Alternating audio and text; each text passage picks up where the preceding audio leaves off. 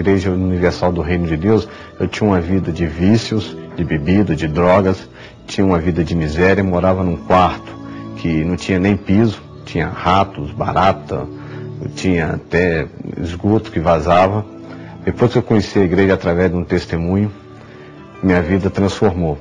Hoje eu sou empresário, tenho uma empresa de prestação de serviço e só trabalho para empresas multinacionais, tenho minha casa, não moro de favor, tenho 3 carros e graças ao bom Deus que a gente servimos, a nossa vida é totalmente realizada em todos os sentidos.